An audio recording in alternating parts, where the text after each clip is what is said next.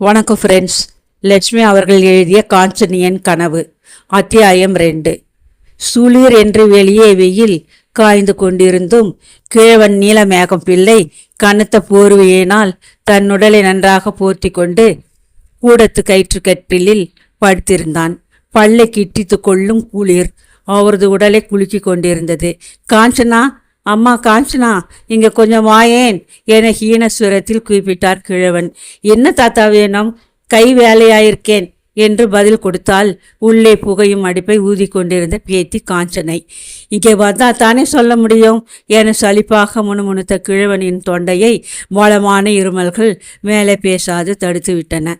சமையலறையிலிருந்து வெளிப்பட்ட காஞ்சனை, என்ன தாத்தா வேணும்? உங்களுக்காகத்தானே அடுப்பிலே சுக்கு தண்ணி காய்ச்சி கொண்டிருந்தேன் என்றால் கொஞ்சலாக. சுக்கு தண்ணீர் இருக்கட்டும், மேலே திரு வைத்தியர் கொடுத்துட்டு போன மருந்து பொட்டலத்தை வாசலறி மாடத்திலே வச்சிருக்கேன். அதையும் ஒரு வெத்துளையையும் தேன் குப்பியையும் கொண்டு வந்து கொடுத்துடு என்றார் கிழவன் திணறிக்கொண்டு. தாத்தாவின் கட்டளையை மேற்கொண்ட பேத்தி கனப்பொழுதில் அவர் குறிப்பிட்ட சாதனங்களுடன் அவர் எதிரில் வந்து நின்றாள். பொட்டலத்தை பிரித்து செங்கல் பொடி போன்றிருந்த ஒரு மருந்து தூளை வெற்றிலை மேல் வைத்து தேனை விட்டு கை விரலால் குழப்பிய காஞ்சனை தன் பாட்டன் முகத்தை கூர்ந்து கவனித்தாள். கிழவனுக்கு வயசு என்ன? 70 கூட குறைச்சல் இல்லை. தூம்பை பூவை போல் நரைத்த தலைமயிரை உச்சியில் சின்ன குடுமியிட்டிருந்தான்.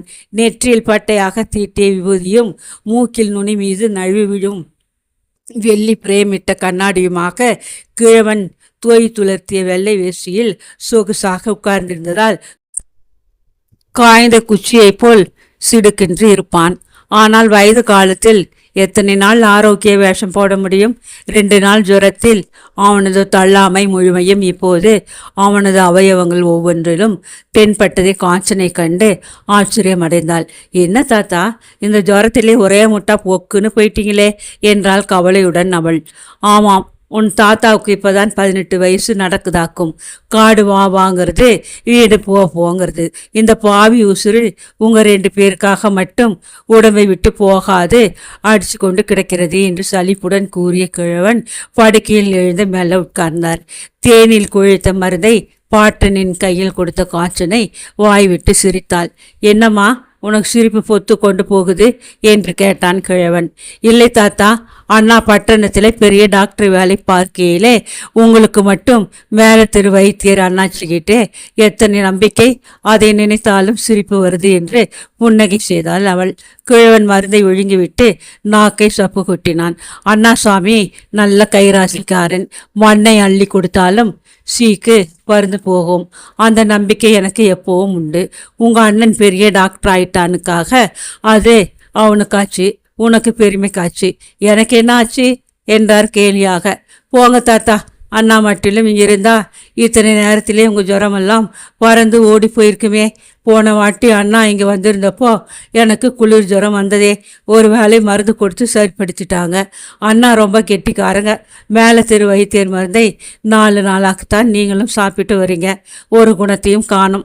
ராவு முழுவதும் இரும்பி கொண்டு தான் இருந்தீங்க என்று அலுப்புடன் சொன்னாள்.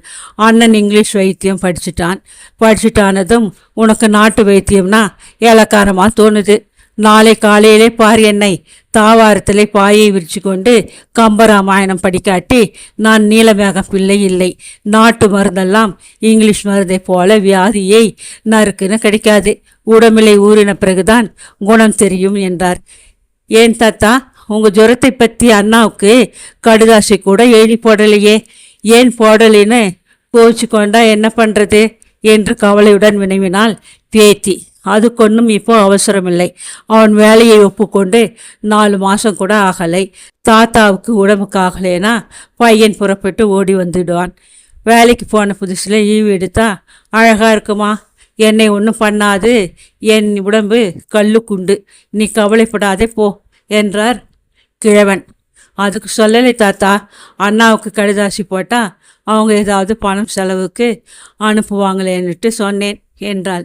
கிழவன் மனம் பணம் என்ற வார்த்தையை கேட்டதும் துணுக்குற்றது. மேலே பேச்சு வளர்க்க இஷ்டமில்லாதவனாய், இன்னைக்கு கொஞ்சம் சுருக்கவே சமையலை முடிச்சுடு. தினம் மணி 10ஆவதற்குள்ளே நான் பசியில் துடிச்சு போயிடுறேன் என்றார். சீக்கிரமே முடிச்சிடுறேன்.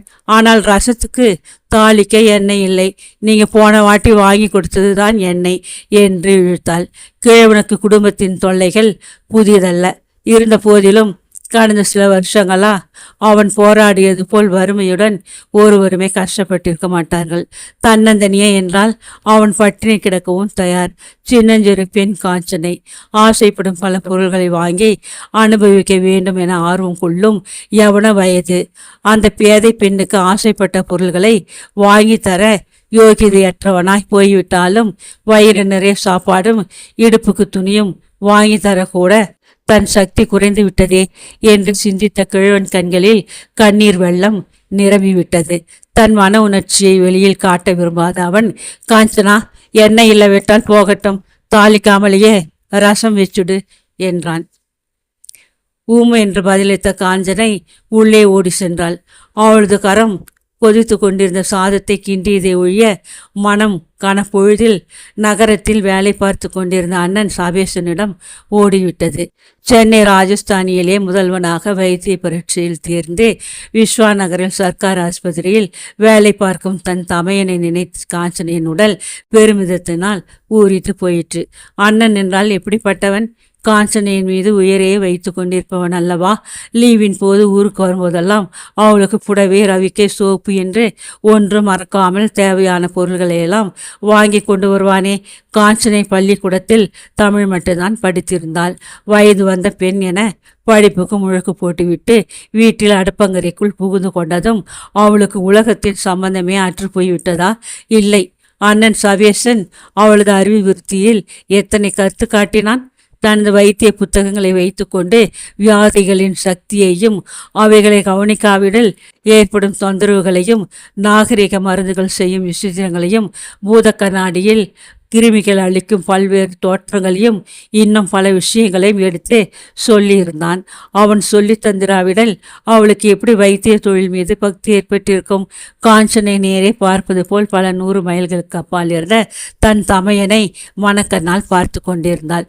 வெள்ளை வெள்ளையர் என்று மடிப்பு கலையாத உடையில் டக் டக் என்று பூட்ஸ் ஒழிக்க அவன் ஆபரேஷன் அறையை நோக்கி போய் கொண்டிருந்தான். உள்ளே நுழைந்ததும் சட்டென ஆடைகளை மாற்றிக்கொண்டு குழாயணியில் கையை சோப்பினால் கழுவி கொண்டான். பிறகு தலையில் ஒரு தொப்பியை மாட்டிக்கொண்டு மூக்கை ஒரு முகமூடியால் மறைத்து கொண்டான். உடல் முழுவதும் மறைக்க ஒரு பெரிய சட்டையையும் கைகளில் ரப்பர் வேஜாக்களையும் அணிந்ததும் அவன் ஆபரேஷன் செய்ய தொடங்கிவிட்டான்.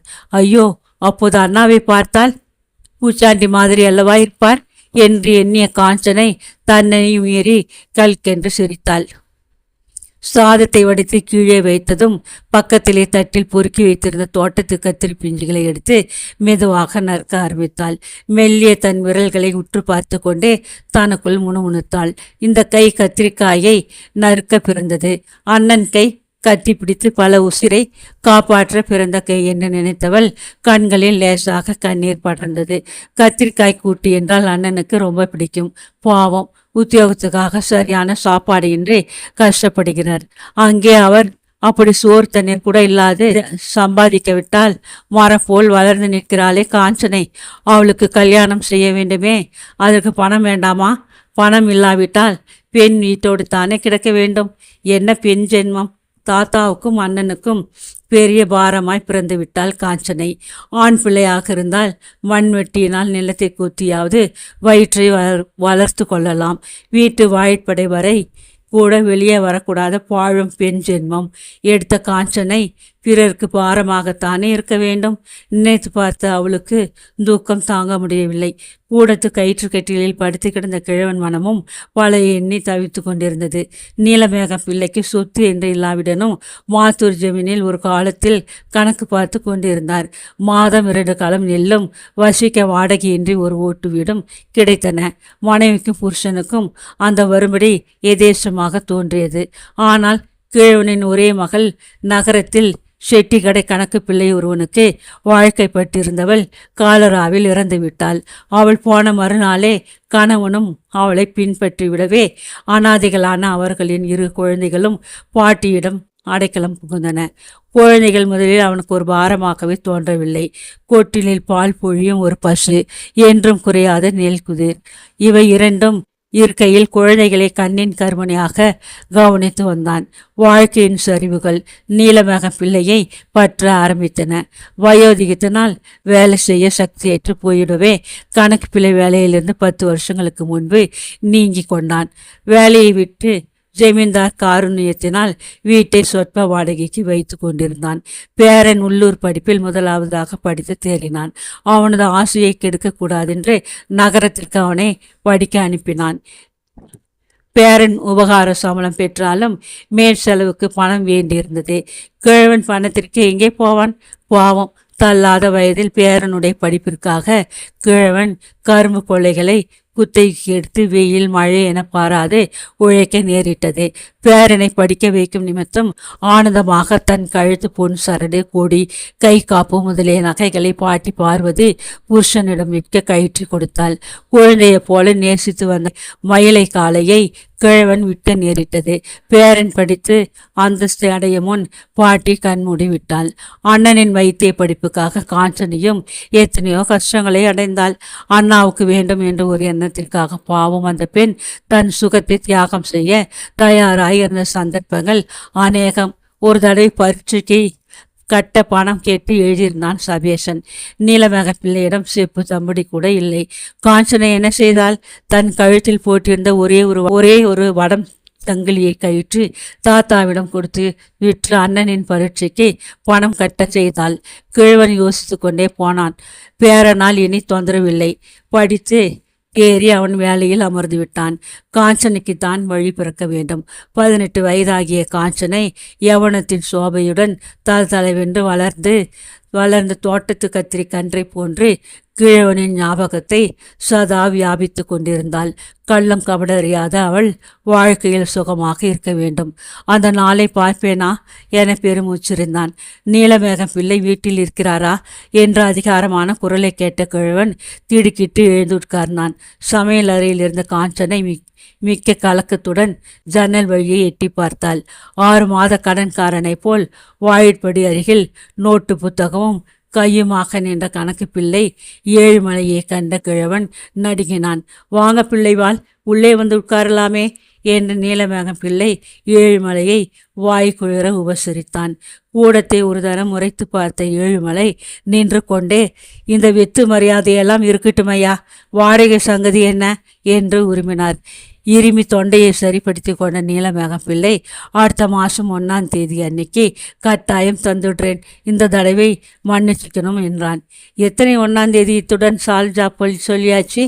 நாளை சாயங்காலத்துக்குள்ளேயே பணம் தராட்டி அவ்வளோதான். நீங்கள் எல்லாம் உப்பு போட்டு சோறு திங்கிற மனுஷங்க தானே. ஒரு வாட்டி கேட்டா பத்தாதான்? வாடகை தர யோகியத்தவன் பேரனை பட்டணத்திலே படிக்க வச்சானாம். சே, நீயும் மனுஷனாட்டம் என்று இலக்காரமாக பேசிவிட்டு வெளியேறினான் ஏழுமலை. கோபம், ஆத்திரம், துக்கம் முதலே பல உணர்ச்சிகளின் வசம் ஏக காலத்தில் அகப்பட்ட கிழவன் பேசவும் சக்தியற்று போய்விட்டான். ஏழுமலை வாசலை தாண்டியதும் உள்ளே இருந்த காஞ்சனை குபீர் என்று ஓடி வந்து தாத்தாவின் கட்டிலருகில் உட்கார்ந்து கொண்டாள். தாத்தா, வேண்டாம் தாத்தா, வாடகை பணத்தை தூக்கி அந்த நாய் மூஞ்சிலே வீசிடுங்க தாத்தா. பணம் இல்லைன்னா பார்க்க வேண்டாம், என் தலை திருகு போயிருக்கு, அதையும் என் காது கம்மலையும் விற்று கொடுத்துடு தாத்தா. ஏழினா நமக்கு மானம் இல்லையா என்று விம்மினாள். மனம் புண்பட்டு போன கிழவனுக்கு துக்கம் நெஞ்சை பிளந்தது. குழந்தை, அழாதம்மா. 1ஆம் தேதி பிறந்தா அண்ணன் பணம் ஏதாச்சும் அனுப்புவான், அதே கொடுத்துடலாம்னு இருந்தேன். கிடக்கிறான் இந்த கழுதை. எனக்கு உடம்பு சுகமானதும் சின்ன ஜமீன்தாரை போய் கண்டுக்கிறேன். நகை பண்ணி போட விதி இல்லாட்டியும் உங்ககிட்ட இருக்கிற 1 அறையுமா பாவி நான் வாங்கி விற்கணும். வேண்டாம், இனி அந்த ஈன வேலை செய்ய என்னால் முடியாது என்று துக்கத்தில் அரற்றினான். காஞ்சனை கயிற்றுக்கட்டிலின் மீது சாய்ந்து கொண்டு மெல்ல விம்மினாள் பதிலுக்கு.